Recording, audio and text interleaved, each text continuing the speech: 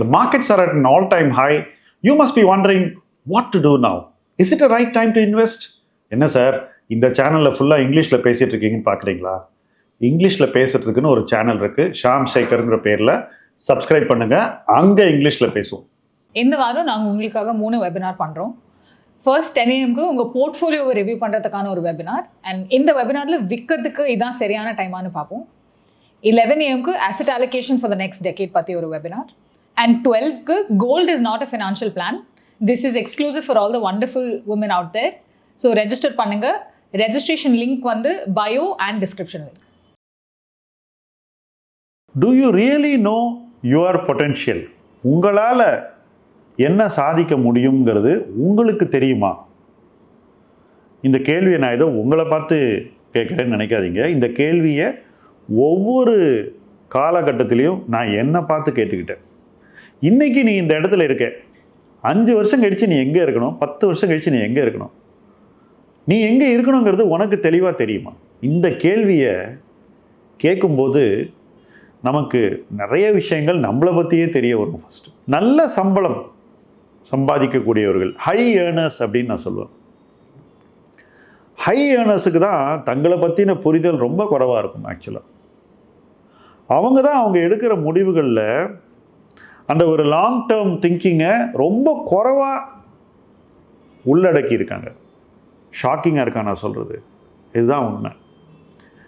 ஒரு high earner என்னெல்லாம் தப்பு பண்ணக்கூடாதோ பர்சனல் ஃபைனான்ஸில் அத்தனை தப்பையும் பண்ணுவாங்க. கண்மூடித்தனமாக போய் வாங்கக்கூடாத ப்ராப்பர்ட்டியை வாங்குவாங்க. தங்களுடைய லிக்விடிட்டி இருக்கு இல்லையா, நிறைய ஹை ஏர்னிங் மாத சம்பளம் அதிகம் உள்ளவர்கள், லட்சக்கணக்கில் சம்பாதிக்கிறவங்களுக்கு லிக்விடிட்டி எப்பவும் பணம் புழங்கிட்டே இருக்குல்ல, இந்த லிக்விடிட்டியை போதுமான அளவு அவங்க மதிக்கவே மாட்டாங்க. பணத்தை கொண்டு போய் போடக்கூடாத இடத்துலலாம் போடுவாங்க. மிஸ் அலோகேஷன் ஆஃப் கேபிட்டல்னு அதை ஆங்கிலத்தில் சொல்லுவோம்.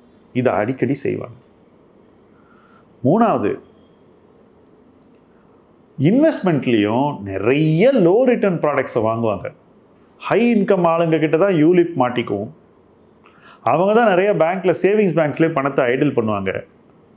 அந்த சேவிங்ஸ் பேங்க் பணத்தை வந்து அட்லீஸ்ட் இன்ஃப்ளேஷன் அளவு ஒரு ரிட்டர்ன் பண்ணுவோம், ஒரு டெபாசிட்டை போட்டுன்னு கூட ட்ரை பண்ண மாட்டாங்க.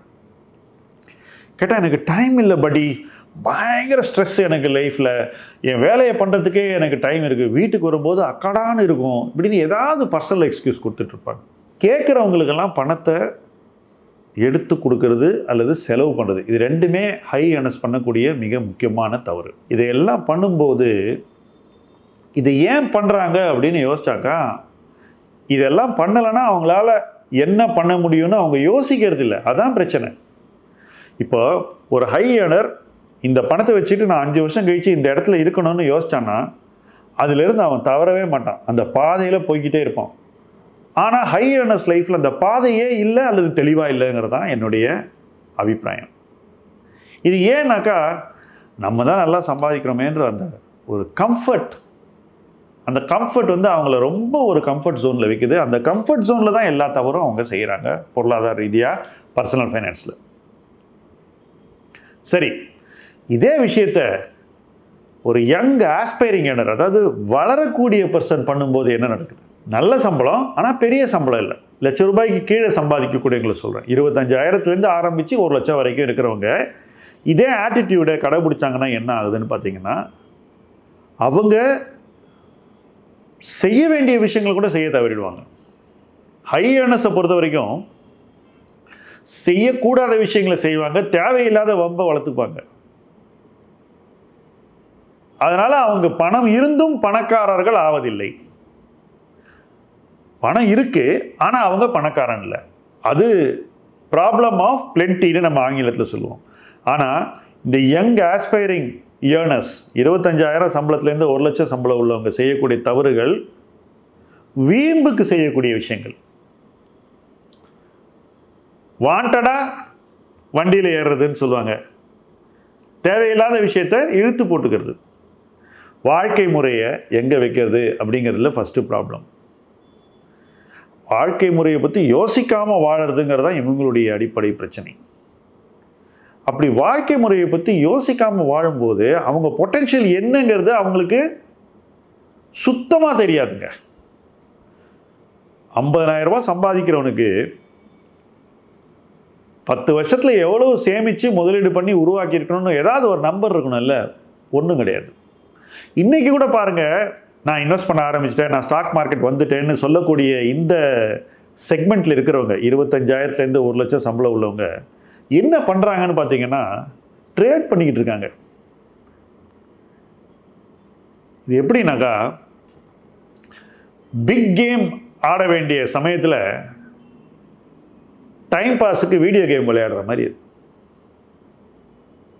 ஈகோவுக்காக ஏதோ ஒரு விஷயத்த பண்ணிகிட்டு இருக்காங்களே ஒழிய ஒரு கோல் நோக்கி ஒரு விஷயத்தை அவங்க பண்ணல. அவங்க நினச்சிக்கிட்டு இருக்காங்க, நான் கோல் நோக்கி பண்ணுறேன், நான் வந்து ஸ்டாக் மார்க்கெட்டை கற்றுக்க போகிறேன், ட்ரேடிங்கை கற்றுக்க போகிறேன், டெக்னிக்கலில் கற்றுக்க போகிறேன், இதை கற்றுக்க போகிறேன், அதை கற்றுக்க போகிறேன்னு. அடிப்படையில் அவங்க செய்கிறது இன்வெஸ்ட்மெண்ட் இல்லைங்கிறது கூட உணராமல் இதையெல்லாம் கற்றுக்கிட்டு என்னங்க பண்ண போகிறாங்க? பணக்காரன் ஆக போகிறாங்களா? நான் வந்து இது வரைக்கும் ஒரு 1000 ட்ரேடர் பார்த்துருப்பேன். 5 பேருக்கு மேலே சக்சீட் ஆகலை. 995 ஃபெயில்டு. அந்த 995 ஃபெயில் ஆகும்போது தான் அவங்களுக்கு அதர் சைடில் ஒரு ஜெயின் ஸ்ட்ரீட் உருவாகிறான். 36,500 கோடி ரூபாயை மூட்டை கட்டி அமெரிக்காவுக்கு எடுத்துகிட்டு போகிறான்.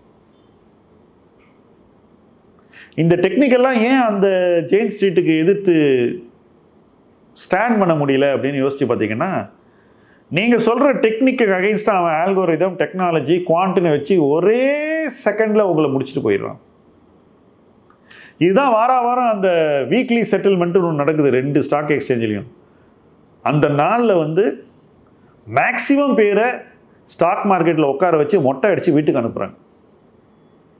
அந்த கும்பல் யாருன்னு பார்த்தா இந்த 25,000 ரூபாயிலிருந்து, அந்த கும்பல் யாருன்னு பார்த்தா இந்த 25,000 சேலரியிலேருந்து 1 லட்சம் சம்பாதிக்கக்கூடியவர்கள். என்ன பாயிண்ட்டு ப்ரூவ் பண்ண ட்ரை பண்ணுறாங்க? அவங்களுக்கு என்ன பொட்டென்ஷியல் இருக்குது? 1 லட்சம் சம்பளம் இருந்ததுனாக்கா ஒரு 50,000 சேவ் பண்ண முடியும்னா, அந்த 50,000 சேவ் பண்ணால் ஒரு வருஷத்துக்கு 6 லட்சம் சேவ் பண்ணலாம். 16லேருந்து 18 வருஷத்தில் 1 கோடி ரூபாய் சேவிங்கே பண்ணிடுவாங்க. இந்த பணம் வளர்ந்து ஏதோ ஒரு பணமாக உருவாகும். இந்த கணக்கை என்னைக்காவது இவங்க போட்டிருக்காங்களா அப்படின்னு பார்த்தீங்கன்னா யாரும் போடுறதில்ல. அதே சமயத்தில் இவங்க பார்க்குற வீடியோஸ் என்ன அப்படின்னு பார்த்தீங்கன்னா, 18% ஏர்ன் பண்ணிங்கன்னா வருஷத்துக்கு இத்தனை வருஷத்தில் இவ்வளோ ரூபாய் நீங்கள் பண்ணக்கூடிய மாதாந்திர முதலீடு இவ்வளோ ரூபாயாக வளரும்னு எக்ஸல் சித்து விளையாட்டுகளை தொடர்ந்து பார்த்துட்டு இருக்காங்க. அதை பார்த்தும் அவங்க என்ன பண்ணிகிட்டு இருக்காங்கன்னு பார்த்தா ட்ரேடிங் பண்ணுறாங்க. ட்ரேடிங்கில் ப்ராஃபிட்டோடு சேர்ந்து லாஸ் வரும், சில நேரத்தில் லாஸோடு சேர்ந்து ப்ராஃபிட் வரும். அப்போ இந்த 18% எங்கே இருக்கும்? எக்ஸல் ஷீட்டில் தான் இருக்கும், ரியாலிட்டியில் இருக்காது.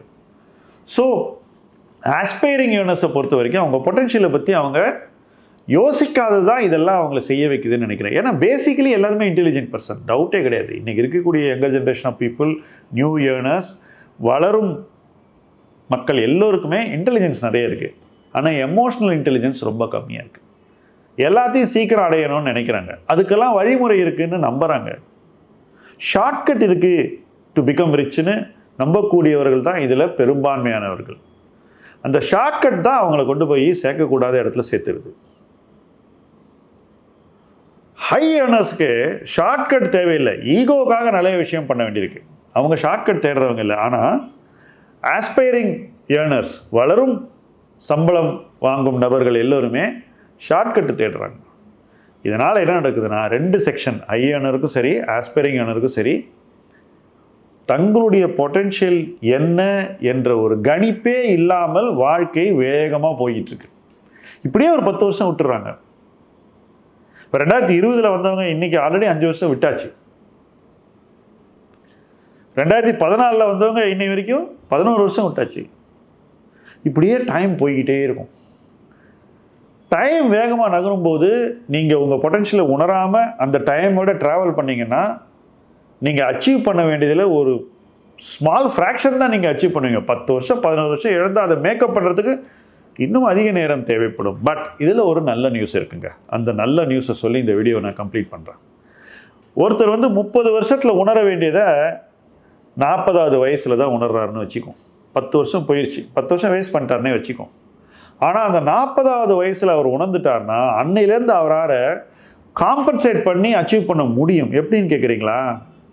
30 to 40 அவருடைய சம்பளம் கணிசமாக உயர்ந்திருக்கும். அவருடைய சேமிக்கும் சக்தி அதனுடைய பொட்டன்ஷியல் உயர்ந்திருக்கும். அந்த பொட்டன்ஷியலை உணர்ந்து அவர் ஒரு 7-8 வருஷம் வாழ்ந்துட்டார்னாலே 50 வர்றதுக்குள்ள இந்த 10 வருஷம் விட்டதை கூட ஓரளவுக்கு அவர் பிடிச்சிட்டு இருப்பார். அதற்கான வாய்ப்பு இருக்குது. ஸோ நீங்கள் ஒரு வளரும் நபராக இருந்தாலும் உங்களுக்கும் இழந்த காலத்தை மீட்பதற்கு வாய்ப்பு இருக்குது. ப்ரொவைடட் நீங்கள் உங்கள் பொட்டென்ஷியலை தெளிவாக புரிஞ்சுக்கிட்டு அந்த பொட்டென்ஷியலுக்கு இன்வெஸ்ட் பண்ணி ட்ரேடிங்கை தவிர்த்து ஃபோக்கஸ்டாக நான் இழந்த நேரத்தை மீட்கப் போகிறேன் என்ற ஒரு தாட் ப்ராசஸ் சாலிடாக ஒரு ஃபவுண்டேஷனை போட்டு கொடுத்துருச்சுனாக்கா அங்கேருந்து நீங்கள் வளர போகிறீங்க. உங்கள் வளர்ச்சி இழந்த காலத்தை மீட்கப் போகிறது.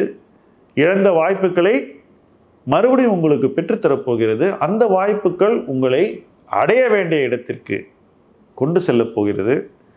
அந்த வாய்ப்புகளை கடந்து நீங்கள் மேலும் ஒரு உயர்ந்த இடத்தை நோக்கி போக முடியும் என்ற நம்பிக்கையை பெறுவீர்கள். அப்போது உங்கள் பொட்டன்ஷியலே எக்ஸ்பேண்ட் ஆகும். அது உங்களுக்கு தெரியும். அது தெரியும் போது நீங்கள் சும்மா இருக்க மாட்டீங்க. அந்த இடத்தை நோக்கி இணைந்து பயணிப்போம். முதலீட்டு களம் உங்கள் களம். நன்றி.